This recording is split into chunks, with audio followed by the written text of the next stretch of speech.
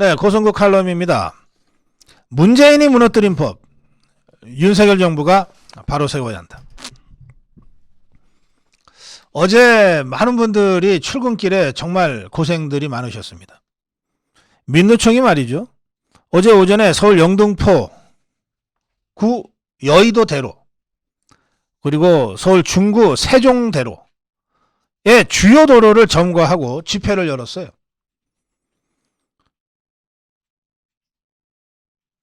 민노총은 집회 준비를 한다는 명분으로 오전 9시부터 세종대로의 시청역 숭례문 구간 왕복차로 8개 중에서 6개 차로를 막고 무대 설치를 시작했어요.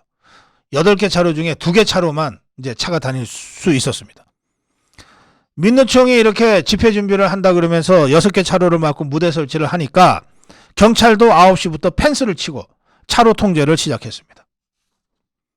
그런데 20분밖에 지나지 않아서 9시 20분부터는 차량이 다니던 2개 차선까지 막혀버렸어요. 전면 통제 상황이 돼버린 거예요. 아니, 집회도 하기 전에 집회 준비한다 그러면서 세종대로 8개 차로가 전면 통행 금지가 돼버린 겁니다.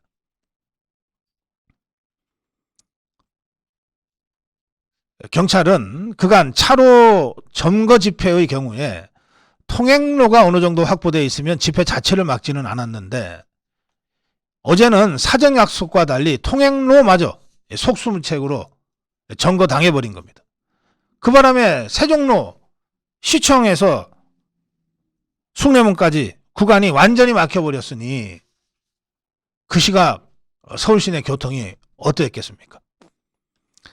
서대문역 근처에 통일로, 시청 앞 교차로가 있는 소곡로, 이 일대 차량 주행 속도가 시속 3km. 청계 이가에서 종로 이가까지 3일대로 일대의 차량 속도가 시속 2km. 보통 사람이 걷는 데 시속 5km, 6km 정도라고 하면 차에서 내려서 걷는 것이 훨씬 빠른 상황이 돼버린 거예요. 그런데 여러분, 그러면 차에서 내리죠. 버스 타고 가는 승객들은 야, 이거 도저히 막혀서 못 간다 그러면 내려서 걷죠. 자가용 갖고 간 사람들은 어떡합니까? 꼼짝없이 자가용에 갇혀서 경찰이 길 터줄 때까지 1시간이고 2시간이고 기다릴 수밖에 없는 상황이 계속된 겁니다. 실제 남산 3호 터널에 30분 이상 갇혔던 직장인도 있습니다. 이 A씨는 터널 안에서 내려서 걸어가는 사람들도 있었다. 얼마나 위험합니까? 또 터널 안에 공기가 어떻습니까? 우리가 터널 갈 때는 다 창문을 닫고 갈 정도로 터널 안의 공기가 오염돼 있잖아요. 그걸 차에서 내려서 그 터널을 걸어서 터널을 빠져나왔을 우리 시민들을 생각해 보십시오.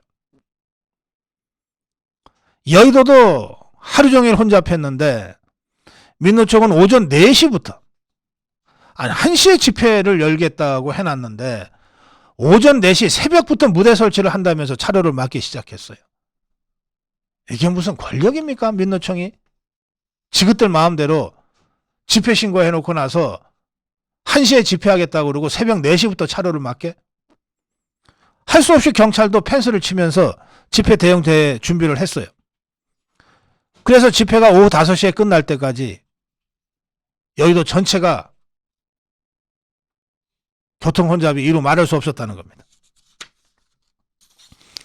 이런 식의 민노총 집회, 좌파 집회는 지난 9월에 금융노조 집회, 지난 4월에 민노총 종로 일대 집회. 그때마다 시민들은 영문도 모르고 차에 갇혀서 1시간, 2시간씩 고생을 할 수밖에 없었어요. 자, 이런 일이 상투적으로 반복되어 왔습니다. 이거 계속 놔둬야 됩니까? 진짜 우리 서울 시민들이 개 돼지입니까? 기다리라 그러면 기다리고 돌아가라 그러면 돌아가고.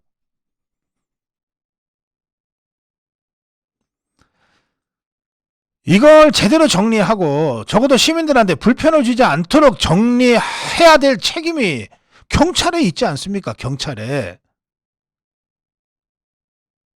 경찰한테 물어보니까 경찰은 뾰족한 방법이 없습니다. 뾰족한 방법이 없습니다. 이런 뾰족한 방법이 왜 없어? 현행법으로도 얼마든지 방법이 있지. 또 현행법으로 도저히 방법이 없으면 법을 고쳐달라고 정부에다가 국회에다가 요구를 해야 될 거 아니야.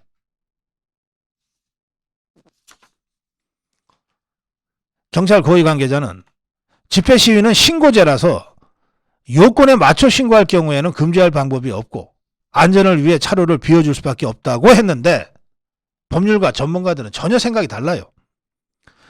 집회 시위에 관한 법률 제12조 주요도로입니다. 주요도로의 집회 시위에 대해서는 교통소통을 위하여 필요하다고 인정하면 이를 금지하거나 교통질서 유지를 위한 조건을 붙여 제한할 수 있다고 되어 있습니다. 주요도로. 세종도로 주요도로 아니에요. 시청 앞도로 주요도로 아니냐고. 그런데 경찰이 아무런 조치도 취하지 않으면서 법 타령만 하고 있는 거예요. 그럼 생각을 해보세요. 2019년 광화문 대집회가 계속됐을 때 문재인 좌파 경찰이 어떻게 했습니까? 그 이후에 팬데믹 상황에서 집회를 할 때 문재인 경찰이 어떻게 했어요? 광화문 광장을 완전히 미로처럼 만들어 놓고 지나가는 차 전부 다 문 열게 해서 태극기 있으면 못 가게 하고 그랬잖아요. 이런 무법 탈법도 하는 경찰이었는데 이제 와서 할 수 있는 게 없다? 그러면서 좌파들의 이 집회 시위를 계속해서 길을 터줘? 시민들이 얼마나 불편하든 상관 안 하고? 무슨 경찰이 이래?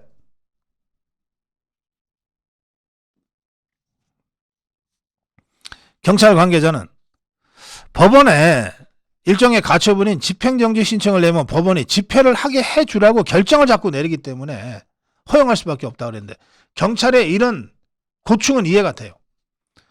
경찰이 허가를 안 내주면 좌파들이 바로 법원에다가 집행정지 신청을 내면 법원에서는 집회하게 해줘 라고 하는 판정을 여러 번 내린 거예요. 좌파 판사들한테 그거 갖고 가면 좌파 판사들이 집회하게 해달라고 재판 판정을 내려주는 거예요. 좌파들이 그거 믿고 계속해서 이거 하니까 경찰도 중간에 갇혀가지고 이러지도 저러지도 못하는 어려운 상황입니다 라고 호소하는 거 이해가 돼요. 그렇지만 집회는 허용하더라도 지시법에 따른 교통통제와 관련된 권한은 경찰한테 여전히 있잖아요. 왜 아무것도 안 하고 할 수 있는 일이 없다 그러냐고. 문재인 좌파 정권처럼 무법 탈법으로 뭘 경찰력을 함부로 행사하는 얘기가 아니에요. 합법의 범위 안에서도 경찰력이 할 수 있는 일들이 있는데 왜 그것조차 안 하냐 이 말이에요. 경찰 내부에서는 문재인 정권 시절에 집시에 대한 태도가 지금까지 이어지고 있다라고 하는 지적이 있어요. 경찰청의 한 관계자는 문재인 좌파 정권 하에서는 집회 시위와 관련한 제한을 대부분 풀어주면서 이것도 사실과 다르지. 좌파들의 집회, 민노총 집회는 거의 무제한으로 허용하고 자유우파 집회는 단 한 번도 제대로 허용해 준 적이 없는 게 문재인 좌파 정권의 집시 대책이었지.